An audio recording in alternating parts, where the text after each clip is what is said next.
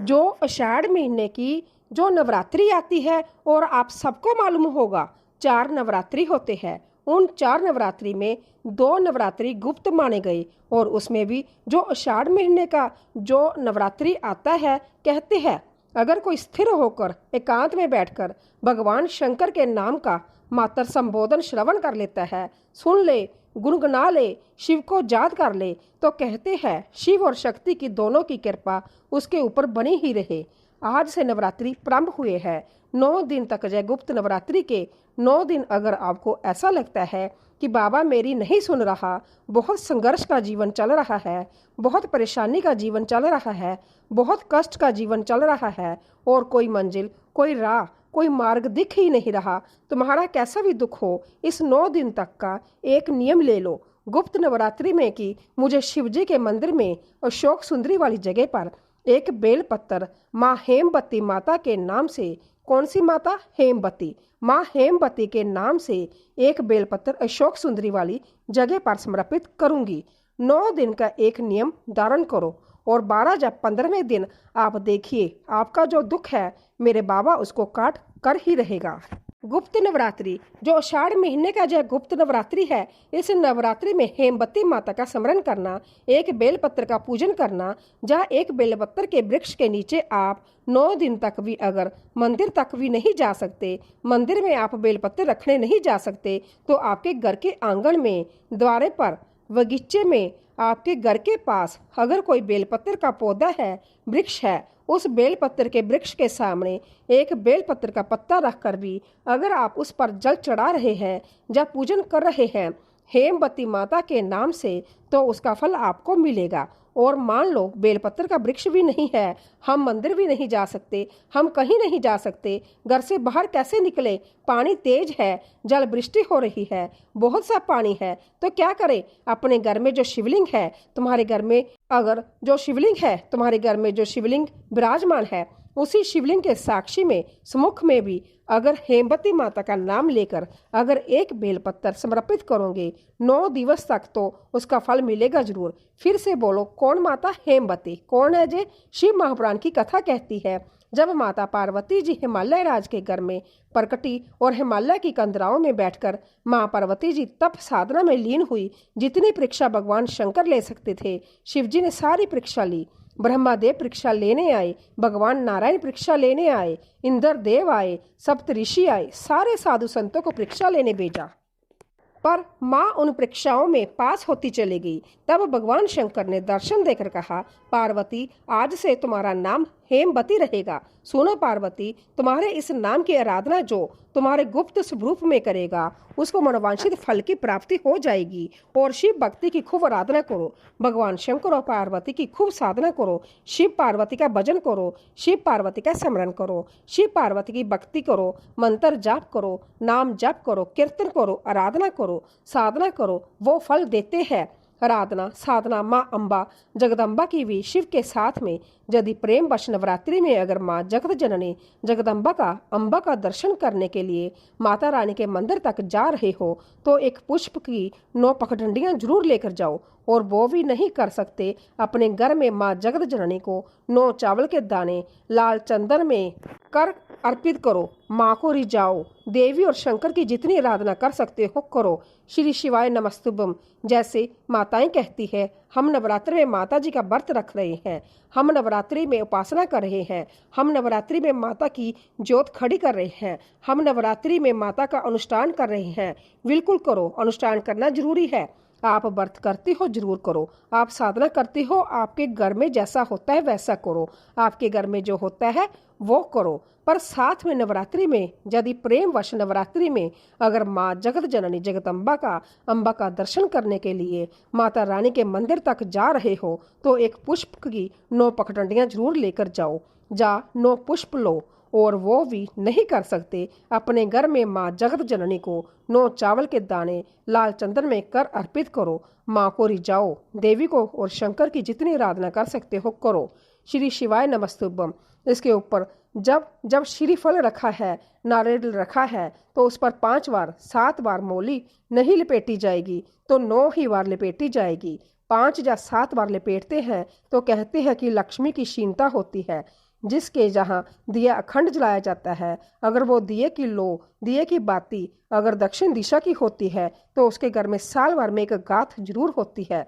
जो दिया अखंड जलता है उसकी बाती का मुख दक्षिण का नहीं होना चाहिए। अगर आपने देवी भागवत का स्मरण करा हो, देवी भागवत को अगर सुना हो, तो देवी भागवत में स्पष्ट किया गया है कि पूर्व की ओर मुख करा हुआ दिया अर्थात पूर्व की ओर ज्योत जो जलाई जाती है वो संपदा की वृद्धि करती है। पश्चिम की ओर मुख कर जो ज्योत लगाई जाती है महाराज वो बेवों को देती है, और उत्तर की ओर जो मुख कर ज्योत जलाई जाती है, उत्तर की ओर जो ज्योत का मुख रहता है वो आजू की वृद्धि करता है। नवरात्रि हो, पर हर नवरात्रि में आप एक विशेष ध्यान रखें प्रत्येक नवरात्रि में कि हमें शंकर भगवान के शिवलिंग की पूजन करना है। और एक और बात समझ ले, दो शिवलिंग का निर्माण नहीं भी कर सकते तो एक शिवलिंग का निर्माण करें और उस पर शिवलिंग के पास में ही एक छोटा सा मिट्टी का डेला रखकर माँ जगजननी जगदम्बा का भी पूजन कर सकते हैं।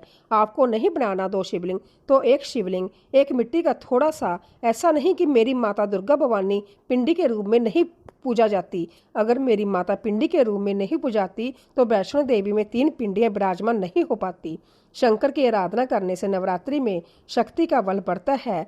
शक्ति का क्यों गुरुजी, नवरात्रि में शंकर जी की आराधना क्यों करना चाहिए? हमने कहा अगर माता रानी से जो मांगना है तुम्हें नवरात्रि में शिव जी की आराधना करनी है, शंकर की कथा सुननी है, शंकर की आराधना करनी है, शिव स्तुति करनी है, शंकर को एक लोटा जल चढ़ाया है, माँ आदिशक्ति तुम्हारे पर कृपा करेगी। क्यों? क्योंकि जिस जिस स्थान पर शिवलिंग रखा होता है और जो हस्त कमल है वो माँ पार्वती जगत जननी दुर्गा भवानी है।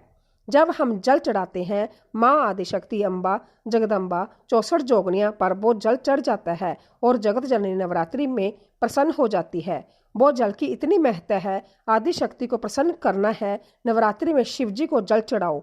कोई बेटा बेटी है, कोई एग्ज़ाम दे रहा है, कंपटीशन एग्ज़ाम में बैठ रहे हैं, सर्विस के लिए जा रहे हैं, नौकरी के लिए जा रहे हैं, नौकरी नहीं लग रही है, हम कहेंगे लाल पुष्प की पत्तियों को प्रत्येक किसी भी नवरात्रि के अंदर, नवरात्रि के अंतक्रंत 9 दिन का तुम नियम बना लो। जैसे कई माताओं का नियम रहता है, मेरा व्रत है, मैं दूध पर 1 गिलास दूध पर व्रत करूंगी, मैं नंगे पैर चलूंगी, मैं ये व्रत करूंगी, मैं वो व्रत करूंगी, मैं बेटा बेटियों से कहूंगी, नवजुवक बच्चों से कहूंगी। अगर आप कंपटीशन एग्जाम में बैठ रहे हो, अपनी पूरी मेहनत करो, पूरा परिश्रम करो, रात दिन एक करो और लगे रहो। और 9 दिन तक नवरात्रि में 9 लाल फूल की 9 पगडंडियां जा, 9 कोई भी चावल लाल कलर में कर कर कुमकुम में कर कर, अगर माँ जगत जननी के मंदिर में नहीं जा सकते, वहाँ भीड़ रहे तो शिवलिंग की जो जलधारी है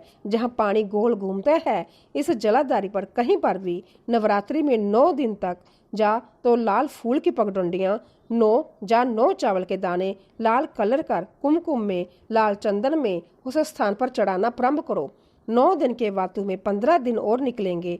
उसके बाद तुम्हें खुद लगेगा कि तुम्हारी जॉब, तुम्हारी नौकरी तुम्हारे बाबा ने लगाई है। शक्ति का बल, परिश्रम जरूर करना, मेहनत जरूर करना, रात दिन पढ़ाई एक साथ करना और अपने परिश्रम को नहीं छोड़ना। मेहनत जरूर करो पर साथ में जय प्रयोग भी करो। नवरात्रि का देखो, शिव और शक्ति का बल तुम्हें प्रसन्नता देता है कि नहीं देता? शिव शक्ति का बल हमें प्रसन्नता देता है कि नहीं? अब कई लोग ऐसे होते हैं, हम नवरात्रि आई है, माता रानी को बज रहे हैं, जगत जननी दुर्गा भवानी को बज रहे हैं, पर शिव जी के मंदिर तक नहीं जा रहे। समय नहीं मिल रहा मंदिर जाने का, क्योंकि माता जी के मंदिर जाते हैं, माता जी को प्रणाम। अरे उस शंकर को पहले भजो, सुबह उठते से पहले 1 लोटा जल शिव को, क्योंकि उसी की माँ जगत जननी हस्त कमल पर जल जाना जरूरी है। शंकर का जो है वो हमें फल प्रदान करे, सुख देगा, आनंद। कि हम देवी भागवत पढ़े और देवी भागवत का स्मरण करें, या शिव महापुराण की कथा का स्मरण करें, तो केवल माँ पार्वती का नाम गौरी शंकर, गौरा पार्वती, भगवान देवादिदेव महादेव के साथ जब हम माँ पार्वती के नाम का उच्चारण करते हैं, केवल माँ पार्वती के नाम का उच्चारण, तो आप महसूस करेंगे कि आपके अंदर एक अलग से ऊर्जा, एक अलग से बल आपके शरीर में आ रहा है।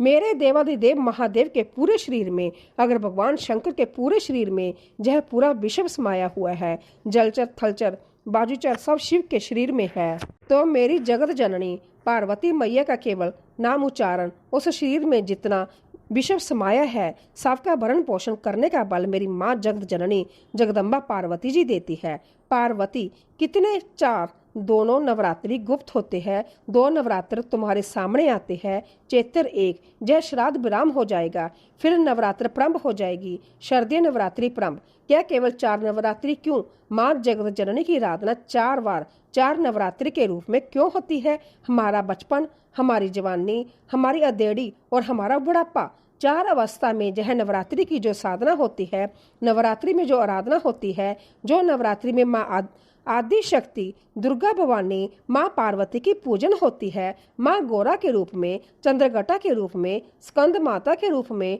कुष्मंडा के रूप में, माँ कत्यायनी के रूप में, माँ कालरात्रि के रूप में। जब हम आदि शक्ति की आराधना करते हैं तो वो नवरात्रि हमारे शरीर को एक ऊर्जा देती है, एक एनर्जी देती है, एक बल देती है। गौरी शंकर को हो, गौरी शंकर को हो, गौरी शंकर बिना बर प्रदान। आम के पल्लव के शंकर का आशीर्वाद। 11 आम के जो पत्ते जिस डाली में लगे होते हैं, वह डाली कोमल सी डाली, 11 टुकड़े महज एक सूत से लपेट कर 11 बार उसका बाग। जब उसको लपेट लोगे इस तरह से इकट्ठा करके, आगे का जो बाग है 11 बार कच्चा सूत लपेटने के बाद जो बाग पीछे का आगे का कोई भी हो, उसको शहद में डुबोकर शिव जी को समर्पित कर दो।